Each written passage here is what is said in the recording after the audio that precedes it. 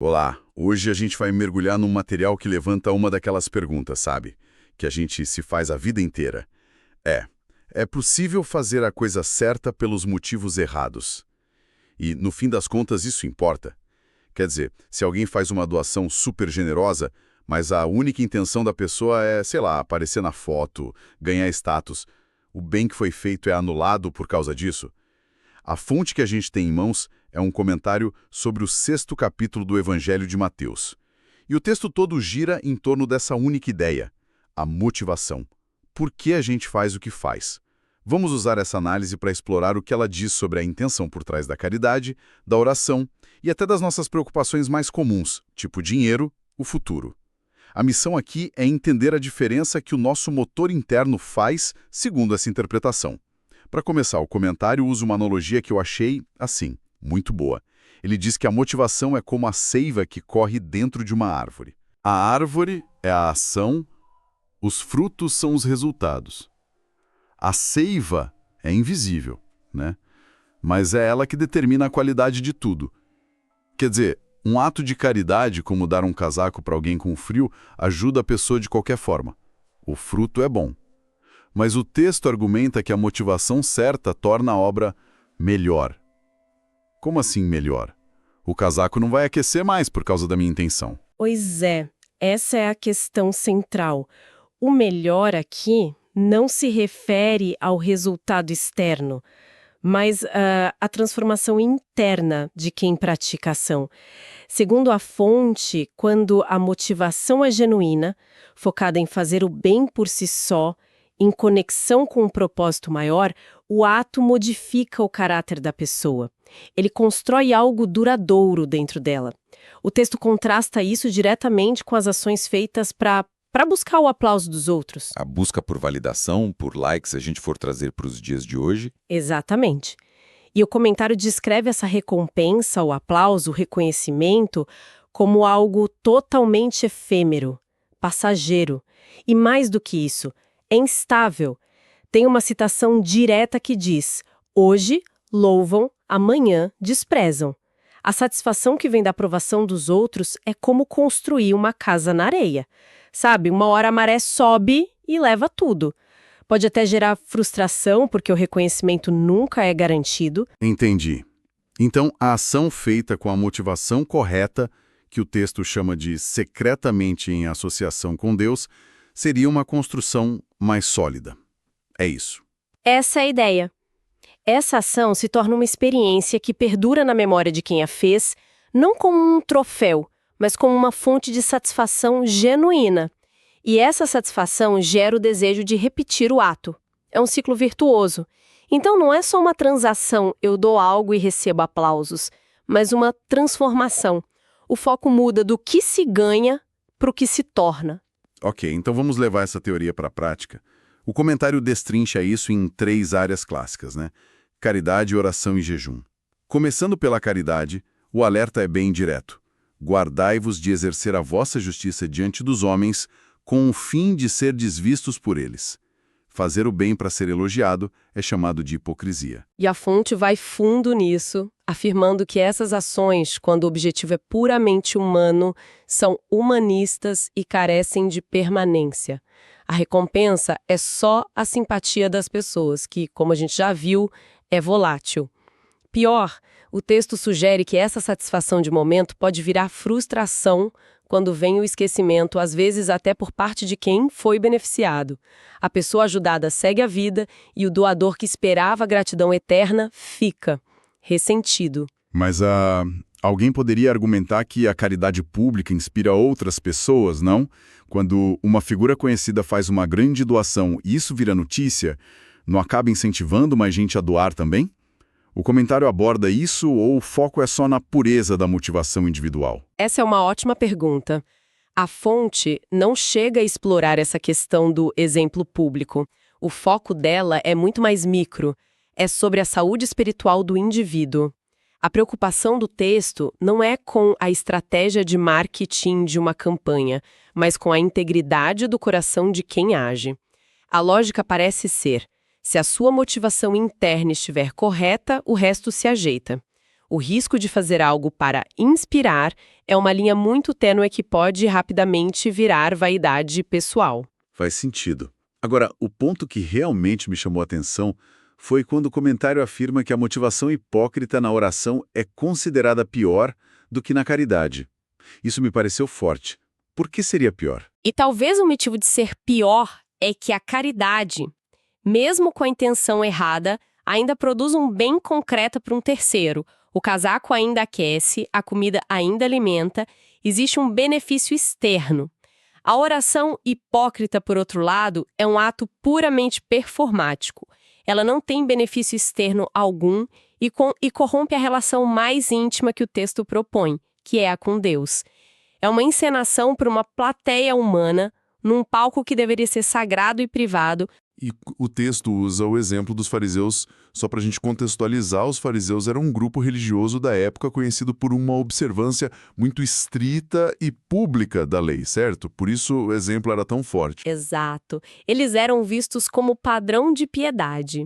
E o comentário descreve como eles supostamente planejavam seus horários para que o momento da oração os encontrasse em locais de grande movimento, como praças, esquinas, para que todos vissem o quão devotos eles eram. O problema não é orar em público, mas fazer da oração um espetáculo.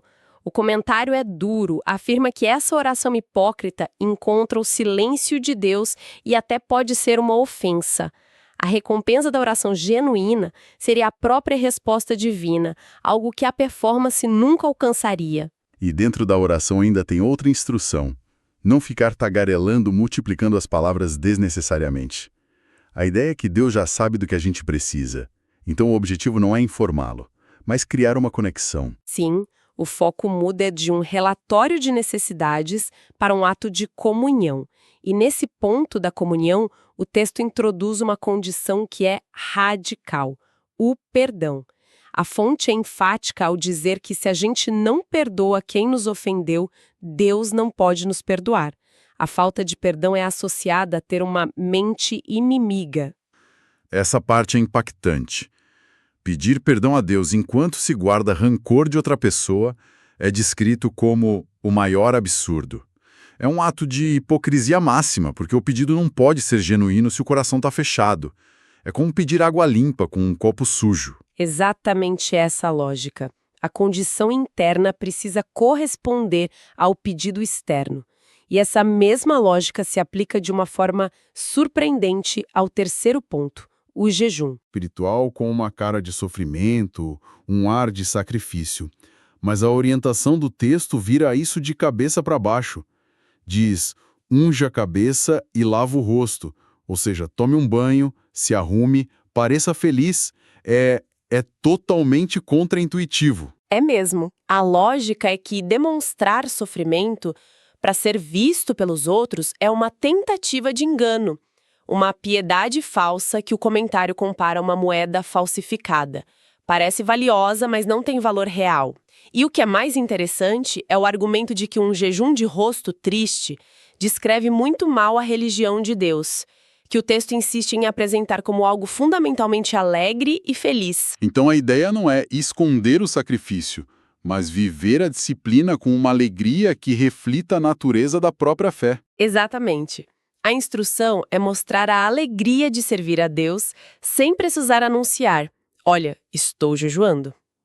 A recompensa prometida para essa atitude não é o reconhecimento dos outros, mas um gozo espiritual multiplicado e permanente. É uma alegria interna que se fortalece. Ok, caridade, oração, jejum. A lógica da motivação interna está clara.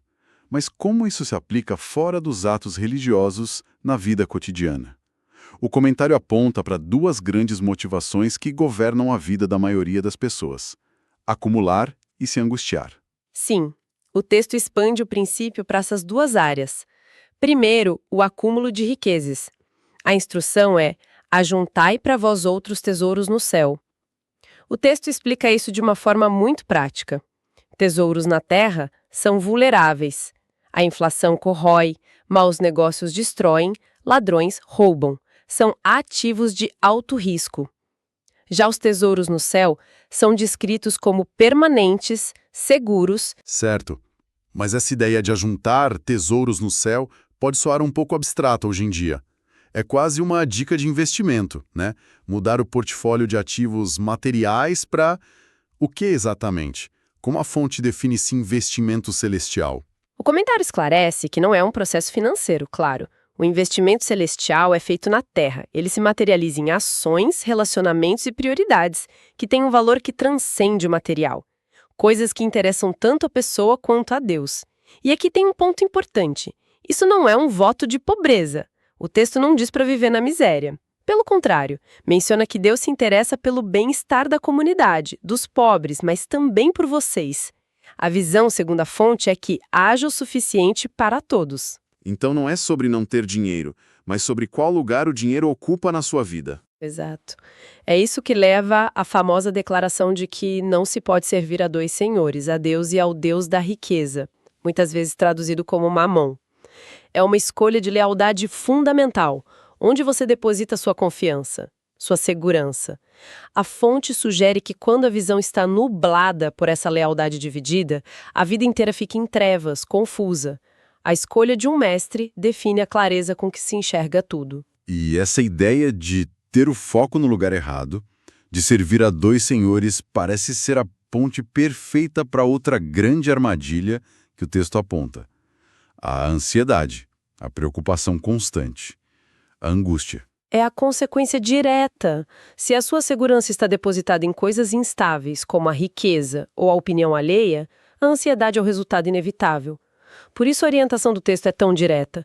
Não se preocupem com sua vida. E ele usa essas imagens poderosas da natureza para ilustrar o ponto. Sim, as imagens dos pássaros e dos lírios do campo. Deus alimenta as aves, que não semeiam nem colhem, e veste as flores com uma beleza que nem o rei Salomão conseguiu igualar. O argumento é que os seres humanos valem muito mais que eles. É uma imagem bonita, mas, para ser sincero, para alguém que está realmente preocupado em pagar o aluguel no fim do mês, isso pode soar um pouco simplista. Como o texto aprofunda essa ideia para não parecer só um "não se preocupe e seja feliz"? A fonte trata disso não como um conselho para ignorar os problemas, mas como um chamado para reordenar as prioridades de forma radical. A solução proposta para a ansiedade é uma mudança de foco. A citação-chave que amarra tudo é: procurem primeiro o reino de Deus e a sua justiça, e todas estas coisas lhe serão acrescentadas. E o que seria esse reino de Deus nesse contexto? É o céu depois da morte ou algo que se vive aqui e agora? Nesse contexto, é algo para ser vivido aqui e agora. Buscar o reino de Deus significa alinhar a própria vida, as decisões, os valores e, claro, as motivações com os princípios divinos de justiça, amor, cuidado com o próximo. A preocupação com as necessidades básicas, comida, roupa, é vista como uma motivação desalinhada de colocar as coisas secundárias no primeiro lugar. A promessa do texto é que, ao alinhar a motivação principal com o que é divino e permanente, as outras peças da vida se encaixam. Então, o que tudo isso significa no final do dia? A mensagem parece ser um chamado para focar no presente com a motivação correta. O texto diz algo como: façam o bem cada dia sob a direção e o poder de Deus. É sobre cumprir os deveres de hoje sem se paralisar pela angústia do amanhã. Exato. A preocupação com o futuro é vista como um peso inútil, porque o amanhã trará seus próprios desafios, que deverão ser enfrentados amanhã. A energia gasta hoje se preocupando com o futuro é uma energia desperdiçada que poderia ser usada para agir corretamente no presente. Ao final desta nossa conversa, fica claro que este comentário sobre Mateus 6 é uma exploração profunda do porquê por trás do quê. Seja ao doar, orar, jejuar ou simplesmente viver o dia a dia, a motivação interna é apresentada como o fator decisivo. É o que define não só o valor, mas a permanência e o impacto de uma ação na vida de quem a pratica. Sim, e isso nos deixa com uma reflexão final, talvez a mais desafiadora de todas. O texto inteiro insiste que a motivação interna é a chave. Ele nos convida a buscar o reino de Deus como o motor primário de tudo. Mas isso levanta uma questão bem espinhosa para se pensar. Se tudo depende da intenção, como uma pessoa pode honestamente avaliar as suas próprias motivações? Como é possível distinguir lá no fundo entre o desejo genuíno de fazer o bem e o desejo muito mais sutil e talvez inconsciente de ser visto como alguém que faz o bem?